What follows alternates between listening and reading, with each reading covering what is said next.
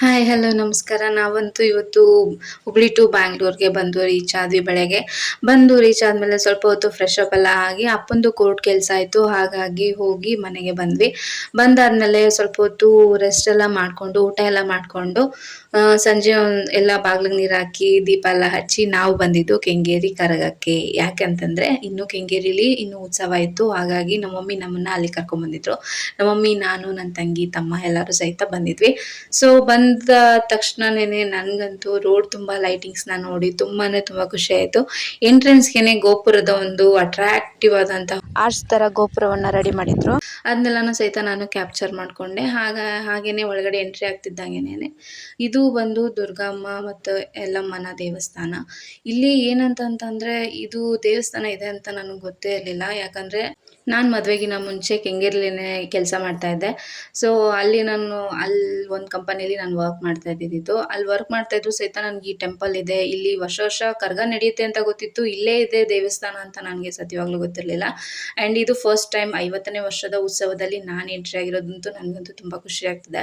ಹಾಗೆ ಹೋಗಿ ಅಮ್ಮನಿಗೆ ನಮಸ್ಕಾರ ಹಾಕಿದ್ವಿ. ಆಚೆನೇ ಒಂದು ವಿಗ್ರಹನ ಸ್ಥಾಪನೆ ಮಾಡಿದ್ದಾರೆ, ಅಲ್ಲಿ ನಮಸ್ಕಾರ ಮಾಡಿಕೊಂಡು ಹಾಗೆ ಆ ಅಲಂಕಾರನೆಲ್ಲ ಶೂಟ್ ಮಾಡಿಕೊಂಡು ಒಳಗಡೆ ಬರ್ತಿದ್ದಂಗೆ ಗರ್ಭಗುಡಿ ಒಳಗಡೆ ಇರುವಂಥ ದೇವಿಗಳಿಗೆ ಅಲಂಕಾರನೆಲ್ಲ ನೋಡಿಕೊಂಡು ನಮಸ್ಕಾರ ಮಾಡಿ ಹಾಗೆ ದೇವಿಗೆ ಕೊಟ್ಟಂತಹ ಬಳೆಗಳನ್ನು ನಮಗೆ ಮುತ್ತೈದರಿಗೆ ಕೊಡ್ತಾರೆ, ಅದನ್ನು ಹಾಕ್ಕೊಂಡು ಅಲ್ಲಿಂದ ದೇವಸ್ಥಾನವನ್ನು ಸುತ್ತಾಕಬೇಕು ಅಂತ ನಾನು ಸಹಿತ ಹೊರಟೆ.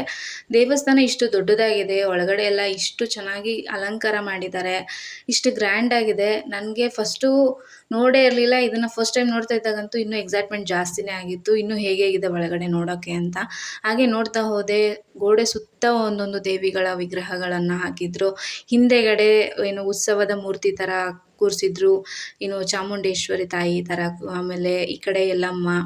ಹಾಗೆ ಏನಂತಂದರೆ ಸುತ್ತ ಅಲಂಕಾರ, ಹೂವಿನ ಅಲಂಕಾರ ಅಮ್ಮನ್ನ ಹೆಂಗೆ ಅಲಂಕಾರ ಮಾಡಿದರು ಅಂತಂದರೆ ನೋಡೋದಕ್ಕೆ 2 ಕಣ್ಣು ಸಾಲಲ್ಲ, ಅಷ್ಟು ಚೆನ್ನಾಗಿ ಮಾಡಿದರು. ನನಗಂತೂ ಒಂದು 5ರಿಂದ 10 ನಿಮಿಷ ಅಂತೂ ನಾನು ಅಲ್ಲೇ ನಿಂತಿದ್ದೆ. ಯಾಕಂದರೆ ನನಗೆ ಅಷ್ಟು ಇಷ್ಟ ಆಗ್ಬಿಟ್ಟಿತ್ತು ಅಲಂಕಾರ ಅಂತೂ.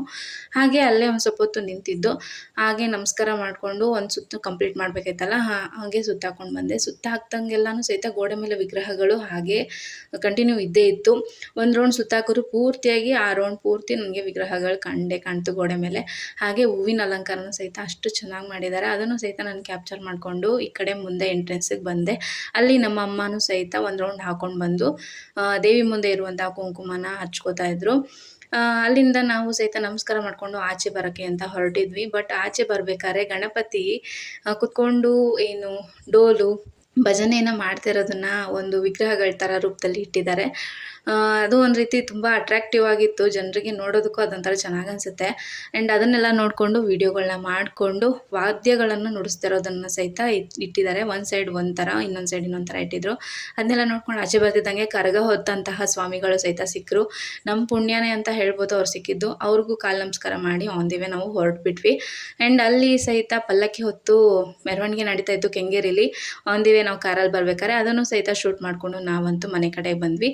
ಇದು ನನ್ನ ಆ ದಿನದ ಲಾಗ್ ಆಗಿತ್ತು. ಈ ಲಾಗ್ ನಿಮ್ಗೆಲ್ರಿಗೂ ಇಷ್ಟ ಆಯಿತು ಅಂತಂದರೆ ಪ್ಲೀಸ್ ಲೈಕ್ ಮಾಡಿ, ಸಬ್ಸ್ಕ್ರೈಬ್ ಮಾಡಿ, ಹಾಗೆ ಬೆಲ್ ಐಕಾನ್ನ ಕ್ಲಿಕ್ ಮಾಡೋದನ್ನು ಮರಿಬೇಡಿ. ಮತ್ತು ಯಾಕಂತಂದರೆ ನಾನು ಯಾವುದೇ ವಿಡಿಯೋ ಅಪ್ಲೋಡ್ ಮಾಡೋದು ಸಹಿತ ನಿಮಗೆ ಫಸ್ಟ್ ನೋಟಿಫಿಕೇಷನ್ ಬರುತ್ತೆ, ಆಗ ನೀವು ನನ್ನ ವಿಡಿಯೋನ ಫಸ್ಟೇ ನೋಡ್ಬೋದು. ಹಾಗಾಗಿ ಪ್ಲೀಸ್ ಸಬ್ಸ್ಕ್ರೈಬ್ ಮಾಡಿಕೊಂಡು ವೀಡಿಯೋಸ್ಗಳನ್ನ ನೋಡಿ. ಮತ್ತು ನೆಕ್ಸ್ಟ್ ಲಾಗ್ ಜೊತೆ ಸಿಗ್ತೀನಿ. ಈ ಲಾಗ್ನ ಲೈಕ್ ಮಾಡೋದನ್ನು ಸಹಿತ ಮರಿಬೇಡಿ. Thank you so much.